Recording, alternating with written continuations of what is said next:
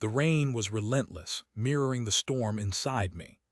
Bertram, a 46-year-old architect in Minneapolis, had always prided myself on my ability to design structures that stood the test of time.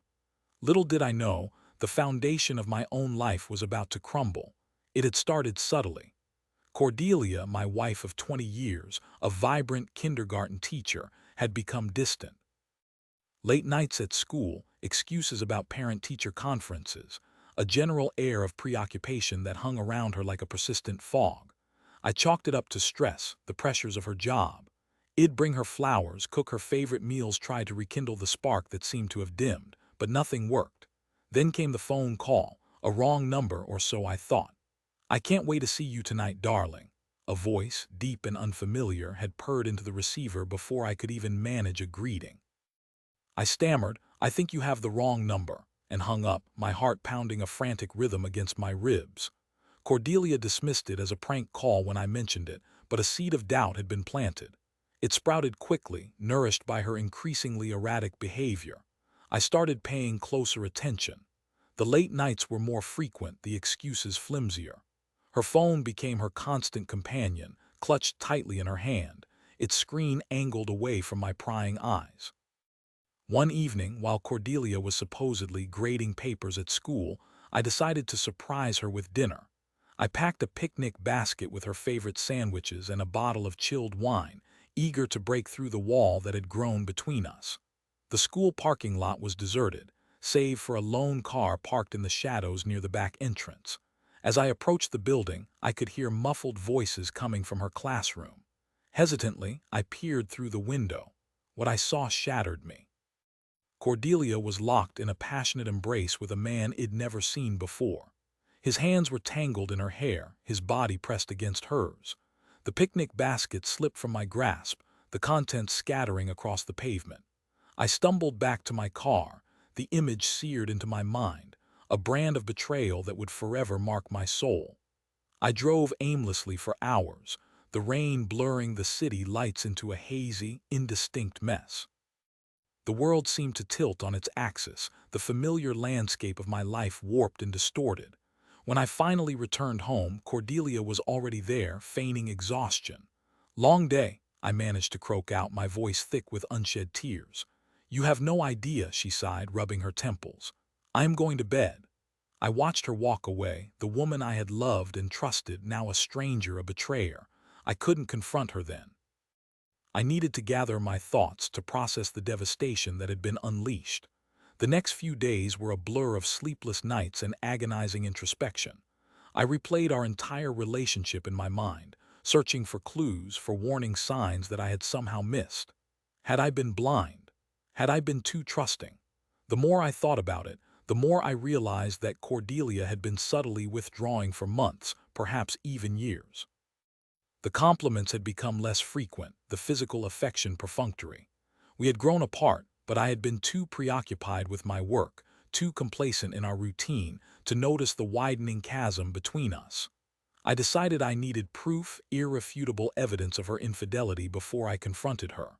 I couldn't rely on my own shattered emotions, my own biased perspective. I needed to see it in black and white. I contacted a private investigator, a gruff but professional woman named Meredith. I laid out my suspicions, my fears, and the events of that fateful night at the school. Meredith listened patiently, her expression unreadable. "I'll get you the evidence you need, Mr. Bertram," she said, her voice firm and reassuring. "But be prepared for what you might find." The next 2 weeks were an agonizing waiting game. I went through the motions of my daily life, designing buildings, attending meetings, but my mind was elsewhere, consumed by the investigation. Cordelia seemed oblivious, continuing her charade of normalcy. She asked me about my day, made small talk about her students, and even occasionally offered a fleeting smile. It was all a lie, a carefully constructed facade designed to conceal her deception. Finally, Meredith called. "I have what you need," she said, her voice devoid of emotion. "Can you meet me at my office tomorrow morning?" I arrived at Meredith's office feeling like a condemned man walking to his execution. She handed me a thick envelope filled with photographs and documents. I opened it with trembling hands. The photographs were explicit, undeniable. Cordelia and the man from the school engaged in various acts of intimacy in her car, in a hotel room, even in our own bed. The documents were even more damning. Hotel receipts, credit card statements, text messages filled with declarations of love and lust.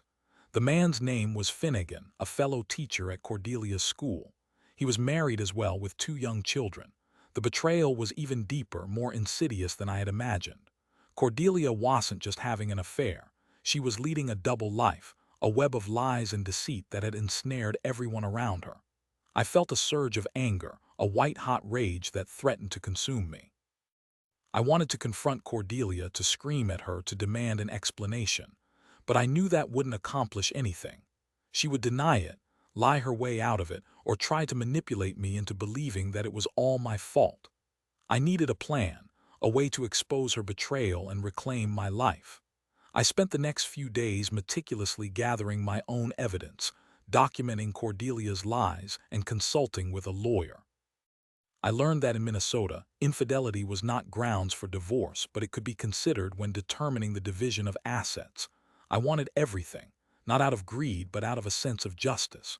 Cordelia had betrayed me, had violated the sanctity of our marriage, and she deserved to pay the price. Finally, the day arrived. I waited for Cordelia to come home from school, my heart pounding in my chest. When she walked through the door, she seemed surprised to see me. "What are you doing home so early?" she asked, her voice laced with suspicion. "We need to talk, Cordelia," I said, my voice calm but firm. I led her to the living room and placed the envelope from Meredith on the coffee table. "I know about Finnegan," I said, watching her face carefully. Her eyes widened in shock, and her carefully constructed facade began to crumble. I don't know what you're talking about," she stammered, her voice trembling. I opened the envelope and spread the photographs across the table. Cordelia gasped, her face turning pale. This isn't what it looks like," she pleaded, her voice barely a whisper. "Don't insult my intelligence, Cordelia," I said, my voice cold and hard. "I know everything. The late nights, the secret phone calls, the hotel rendezvous, it's all over." She burst into tears, her body shaking with sobs. "I'm so sorry, Bertram," she cried. "I didn't mean for this to happen, it just happened." "That's not good enough, Cordelia," I said, my voice unwavering. "You betrayed me, you lied to me, and you destroyed our marriage. I'm filing for divorce." She looked at me, her eyes filled with desperation. "Please, Bertram, don't do this," she begged. "I'll do anything. I'll go to therapy, I'll quit my job, I'll do whatever it takes to make this right." "It's too late, Cordelia," I said, my voice final. "The trust is gone. There's nothing left to salvage." I handed her a copy of the divorce papers and walked out the door, leaving her sobbing in the living room. Divorce was messy and contentious. Cordelia fought me every step of the way, denying the affair, claiming that I was abusive and trying to paint herself as the victim. But I had the evidence, and my lawyer was relentless. In the end, I got everything I wanted: the house, the savings, and a generous alimony settlement. Cordelia was left with nothing but her shame and her affair partner, Finnegan, who had also been dumped by his wife. I moved out of Minneapolis, seeking a fresh start in a new city. I bought a small house in Asheville, North Carolina, surrounded by the beauty of the Blue Ridge Mountains. I focused on my work, designing sustainable homes that blended seamlessly with the natural landscape. I started hiking, exploring the trails, and rediscovering my passion for photography. Slowly, gradually, I began to heal. The scars of Cordelia's betrayal would always be there, but they no longer defined me. I learned that I was stronger than I thought, more resilient than I ever imagined. I learned that betrayal can be a catalyst for growth, a painful but necessary step towards self-discovery. And I learned that forgiveness is not always possible, but that moving on is always essential. Years later, I received a letter from Cordelia. She was living in a small town in Iowa, working as a waitress. She was alone, remorseful, and filled with regret. She apologized for the pain she had caused me, and she acknowledged that she had made a terrible mistake. I didn't write back. Some wounds are too deep to heal, some betrayals too profound to forgive. I had moved on, and I had no desire to revisit the past. My life in Asheville was peaceful and fulfilling. I had found a sense of purpose and a connection to nature that had been missing for years. I had learned to trust again, to love again, and to embrace the future with hope and optimism. The rain still fell, but it no longer mirrored the storm inside me. The sun had finally emerged, casting its warm and healing light upon my soul.